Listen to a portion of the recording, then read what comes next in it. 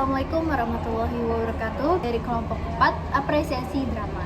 Di sini mulai dari teater yang telah kami tonton dari kelompok 4 dengan judul A Stroll in the Air. Di sini kami akan membahas tentang bagaimana penokohan, tentang bagaimana tata letak dan juga cara penggambaran dari naskah cerita yang dipaparkan. Assalamualaikum warahmatullahi wabarakatuh. Nama saya Lili Bulan Agustin dengan NIM 120162015. Saya dari kelompok 4 untuk mata kuliah apresiasi drama. Pada kesempatan kali ini saya mohon izin untuk mengulas tentang pertunjukan drama yang telah saya dan kelompok saya tonton pada saat festival teater di Jakarta Timur beberapa waktu lalu. Dari drama ataupun pertunjukan drama yang telah saya tonton pada beberapa waktu yang lalu, drama ini berjudul A Stroll in the Air. A Stroll in the Air ini adalah sebuah drama ataupun naskah terjemah dari seorang penulis Perancis sejauh yang telah saya baca. Jadi ini adalah naskah dari penulis Perancis bernama Eugene Ionesco. Beliau merupakan penulis yang aktif dalam pertunjukan drama dan juga teater di tahun 90-an. Dan beliau ini terkenal dengan naskah-naskah ataupun drama-drama yang mementaskan tentang absurditas, gitu, tentang hal-hal yang abstrak ataupun bersifat absurd gitu, tidak jelas gitu. Sama halnya dengan sama halnya dengan drama ataupun naskah-naskah sebelum A Stroll in the Air ini. Jadi isi naskah ataupun pertunjukan drama yang diperlihatkan ataupun dipertontonkan oleh kelompok teater pada saat itu di Balai Seni Jakarta Timur ini kurang lebih isinya sama seperti yang ada pada naskah aslinya, seperti itu. Cuman ini adalah versi bahasa Indonesianya, seperti itu. Jadi inti pada cerita ini mungkin saya akan sedikit membahas ya. Untuk intinya adalah drama ini bercerita tentang satu keluarga Perancis, karena kebetulan juga ini merupakan mungkin dari sudut pandang ataupun pengalaman dari Eugene Ionesco tadi. Jadi ini bercerita tentang keluarga Perancis yang tinggal ataupun hidup di Inggris, seperti itu. Satu keluarga ini adalah keluarga Somat yang terdiri dari istri dan juga satu orang anaknya. Si Somat ini dia mempunyai khayalan tentang bahwa manusia itu bisa terbang ataupun bisa melawan gravitasi, seperti itu. Jadi seperti halnya kita ketika ada di bulan gitu. Jadi manusia di bumi itu bisa terbang gitu loh. Manusia bisa mengalahkan gravitasi yang ada di bumi, bisa terbang, seperti itu. Soma tuh berpikiran seperti itu gitu. Dia menceritakan hal tersebut kepada istri dan juga anaknya, bahkan ke orang-orang Inggris yang dia temui, termasuk ada di sini. Jadi di sini tuh diceritakan ada dua keluarga. Pertama itu keluarga Somat dan keluarga mungkin situ tetangga ya, karena secara cerita ataupun secara naskah tidak dijelaskan nama-nama jelasnya kecuali keluarga Somat. Di situ cuman ada wanita 1, wanita 2, wanita 3, pemeran tokoh 1, tokoh 2 dan tokoh 3 ya, selanjutnya seperti itu. Jadi inti drama ini tentang keluarga Somat dan tadi khayalan Somat yang tentang bahwa manusia itu bisa terbang itu diceritakan tidak hanya kepada anak istrinya saja, tapi juga ke keluarganya, ke teman-temannya, bahkan ke penduduk-penduduk yang ada ataupun tetangga-tetangga yang ada di sekitar rumah ataupun sekitar lingkungan si Somat tersebut. Karena tetangga-tetangganya berpikir bahwa Somat ini aneh dan terlalu berkhayal, jadi keluarga ataupun penduduk yang ada di sini tidak percaya dengan khayalan Somat dan menganggap bahwa Somat terlalu mengada-ngada ataupun dia sudah gila dan segala macam, seperti itu. Tapi Somat tetap kekeh bahwa manusia itu bisa terbang gitu, dan dia pun ada adegan di mana ada tokoh-tokoh mungkin di sini jatuhnya tokoh yang mistis kali ya, tokoh pembantu. Cuman itu seperti membantu khayalannya Somat gitu, seperti iya manusia itu bisa terbang gitu loh. Padahal sebenarnya dari keluarga Somat sendiri, dari istri ataupun anaknya tuh khawatir terhadap pemikiran Somat ini dan juga sedikit ragu terhadap pemikiran Somat. Namun Somat tetap kekeh dengan pemikirannya, tetap percaya diri bahwa manusia itu bisa terbang tadi. Sampai akhirnya puncaknya itu adalah Somat jatuh entah itu tidak diceritakan secara rinci jatuhnya kemana, entah ke jurang atau entah kemana. Pokoknya di situ Somat terjatuh mengalami sebuah kecelakaan dan ia mengudara. Entah itu kejadiannya seperti dibilang mati enggak, tapi jatuhnya seperti mati suri kalau saya melihat pertunjukan tersebut. Tapi di situ tidak dijelaskan bahwa Somat kenapa setelah jatuh gitu. Hanya saja Somat setelah jatuh itu dia berada di awan ataupun seolah-olah dia berada di dimensi lain, tetapi bisa berkomunikasi dengan keluarganya ataupun tetangga-tetangganya yang ada di bumi. Seperti itu, suara dia terdengar sampai ke bumi, bahkan anak dan istrinya pun memanggil-manggil dia dari atas sana. Jadi entah itu memang mati suri atau tidak, saya tidak menangkap ya, karena balik lagi tadi bahwa itu naskah terjemahan, saya juga kurang paham intinya banget karena jujur saya pun datangnya lumayan telat ya untuk menonton pertunjukan tersebut. Jadi secara utuh saya tidak menyimak, cuman pada akhirnya setelah Somat ini menghayal bisa terbang dan segala macem, dia berkomunikasi dengan keluarganya, dengan teman-temannya di bumi, dia di atas gitu. Padahal keluarga dan tetangga-tetangga ataupun teman-temannya ini tidak melihat ketika dia terbang, itu hanya halusinasi Somat saja. Tapi Somat nih di akhirnya seperti ada penyesalan gitu, ada kesadaran bahwa oh ternyata itu tuh hanya hayalan saja, bersifat hayalan, dan dia tuh nggak mau menyengsarakan dirinya lagi dengan hayalan-hayalan yang memang pada hakikatnya tidak bisa dilakukan ataupun itu bukan hakikat manusia gitu, bisa terbang dan segala macam. Kita tuh tidak dibekali keajaiban seperti itu sebagai manusia gitu. Akhirnya Somat di akhir sadar terhadap hal tersebut. Nah, dari apa yang telah saya tonton tersebut membawa kesimpulan bahwasanya memang tadi balik lagi bahwa penulis aslinya yaitu Eugene Lonekos ini merupakan penulis naskah-naskah novel yang absurd ya. Jadi membawa kesimpulan bahwa cerita ini absurd, tapi membawa kesimpulan bahwa memang manusia tuh nggak boleh sampai berhayal berlebihan ataupun percaya diri yang berlebihan gitu, harus mendengarkan keluarga, karena situ ada pesan dari sisi keluarga ataupun dari sisi sosialnya bahwa nggak boleh mendengarkan ataupun mengikuti ego sendiri saja gitu, harus memikirkan hal-hal yang memang masuk di logika dan bisa dinalar sebagai manusia gitu. Hal-hal seperti manusia bisa terbang itu memang pada nyatanya itu tidak bisa terjadi tanpa bantuan alat gitu. Nah, jadi akhir dari ceritanya seperti itu, dan mungkin inti yang bisa saya dapatkan dari pertunjukan Astro in the Air adalah hal tersebut yang tadi saya sampaikan, seperti itu.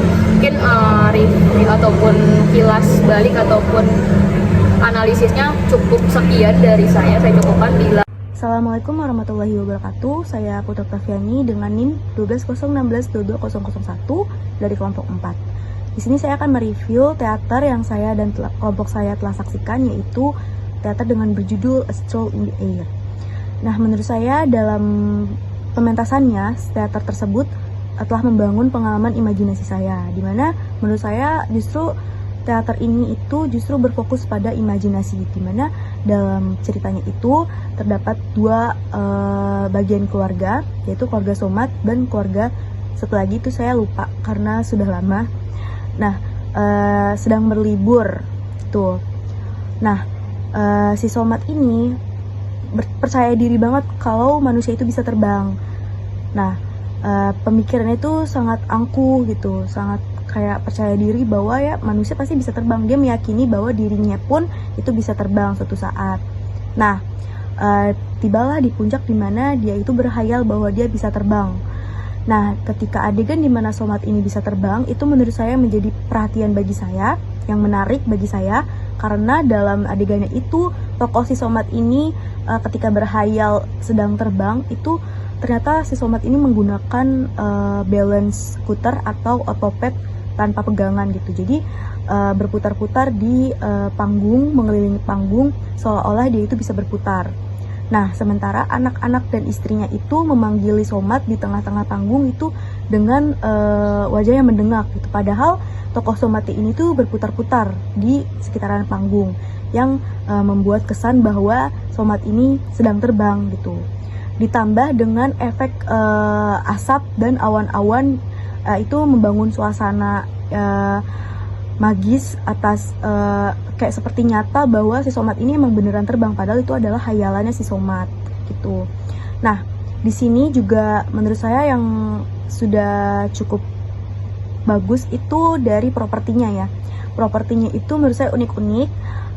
Ada awan, kemudian ada asap-asap. Itu efek-efek asap itu dikeluarkan atau ditampilkan dalam atau untuk membangun momen atau suasana tertentu, terutama dalam suasana ketika si Somat ini berhayal bisa terbang dan mengelilingi panggung menggunakan balance scooter atau otopet. Nah, sekian review teater dari saya. Wassalamualaikum warahmatullahi wabarakatuh. Terima kasih. Baik, assalamualaikum warahmatullahi wabarakatuh. Perkenalkan, nama saya Muhammad Sabar dari kelas 3 PP1 dengan NIM 1201622049. Nah, pada kesempatan kali ini saya akan memberikan ulasan tentang teater yang berjudul Stroll in the Air gitu. Singkat saja bahwa teater ini menurut saya produksinya berhasil membangun pengalaman imajinatif atau magis atau surrealis mungkin ya kepada penontonnya gitu, bahwa aspek imajinasi penonton itu dimainkan gitu. Nah, seperti tadi ulasannya Putri itu benar bahwa ada keluarga Somat yang ada Somat yang sangat yakin bahwa dirinya bisa terbang, terus menggunakan properti otopet itu yang membuat dirinya benar-benar terlihat terbang gitu, sampai anak dan istrinya tuh harus mendongak gitu untuk melihat bahwa dirinya tuh berada di atas, padahal itu merupakan ilusi atau ilusi panggung atau permainan daripada properti gitu. Itu keberhasilan daripada teaternya meyakini bahwa dari tokohnya sendiri yakin, sehingga ketika pesan itu tersampaikan pada penonton pun ikut yakin gitu. Penggunaan berbagai efek, berbagai properti, berbagai kebutuhan artistik itu juga mendukung segala macam pementasan teater yang diperlukan gitu, sesuai dengan isi daripada naskah, sehingga pementasan teater ini sangat baik gitu. Baik, sekian ulasan pementasan teater dari saya, kurang lebihnya mohon maaf. Assalamualaikum warahmatullahi wabarakatuh. Dan di sini saya Anissa Bila, saya akan sedikit menambahkan dari teman saya, tetap menjelaskan dari salah satu tokoh yang berperan dalam teater ini dengan judul A Stroll in the Air. Di sini ada tokoh bernama Junko. Dia itu salah seorang tokoh dari Inggris, yang dimana ketika mereka itu pindah dari Prancis dan pindah ke Inggris, mereka bertemu, tokoh Somat dan juga keluarganya bertemu dengan Junko. Junko di sini mereka sebagai orang yang serba tahu, dan juga di sini Junko sering berperan sebagai moderator yang menggambarkan sebelum ceritanya itu dipentaskan ataupun sebelum tokoh-tokohnya itu masuk. Dan di sini Junko juga banyak berperan sebagai tokoh kedua pria, yang dimana dia itu banyak sekali ikut andil dan juga banyak bertemu ataupun beradegan dengan si tokoh Somat, karena dia menjadi orang yang serba tahu, maka dia pun memahami betul bagaimana cerita itu dialirkan. Dan juga selanjutnya di sini saya akan sedikit mereview ataupun mengulas dari teater yang kami tonton ini, bagaimana tata letak ataupun tampilan dari teater ini. Teater ini sangat-sangat bagus menurut saya, dari bagaimana tata letak ataupun cara menyoroti dari setiap tokoh-tokohnya itu. Jadi ada bagian dimana tiba-tiba Somat itu terbang, tiba-tiba nanti ada efek cahaya ataupun suara, dan juga ada asap-asap yang menggambarkan bagaimana ketika Somat itu sedang terbang, dan asap-asap itu pun menggambarkan bagaimana itu adalah sebuah awan, dan ketika Somat itu terbang maka terjadilah seperti Somat itu sedang menabrak awan, padahal yang dilukiskan situ adalah sebuah asap. Dan juga pencahayaan dari teater ini ditampilkan itu sangat-sangat baik, dengan warna yang cukup kontras, dan juga di setiap adegan yang menegangkan ataupun sangat-sangat di titik poin cerita itu sendiri disoroti dengan cahaya warna merah, yang dimana cahaya warna merah itu menggambarkan sebuah keberanian ataupun tentang bagaimana situasi yang menegangkan ataupun mencengkram seperti itu. Dan juga alunan musik yang sesuai dari cerita tersebut, yang dimana cerita tersebut itu kan diperoleh dari ataupun diterjemahkan dari cerita Prancis ke Inggris seperti itu, dan juga dipindahkan dan diterjemahkan menjadi ke dalam bahasa Indonesia. Dan situ pun unsur-unsur musik klasik dari budaya Eropanya itu tuh masuk dalam cerita tersebut. Dan juga banyak sekali tokoh-tokoh yang tokoh lain dari cerita ini, dari tokoh utama sebagai tokoh pendamping, di mana mereka itu tidak diberikan nama, tapi mereka pun tampilannya itu walaupun mereka tidak memiliki nama sendiri dalam cerita tokoh, tapi mereka tetap memiliki peran ataupun penampilan yang sangat baik itu dari kostum ataupun dari segi make up. Mereka itu tetap dijadikan sebagai seorang pemeran dalam cerita tersebut.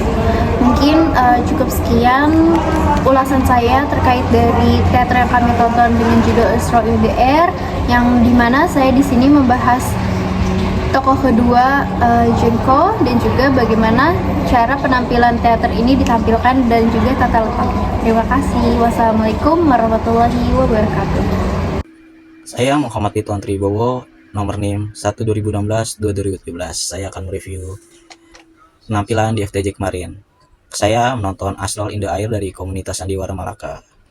Melihat teaternya, saya merasakan seharusnya teater ini adalah teater yang absurd dan surrealis ya. Seharusnya berfokus pada imajinasi penonton. Tapi ketika saya menonton, teater ini belum bisa menobrak khayalan dan imajinasi saya sebagai penonton.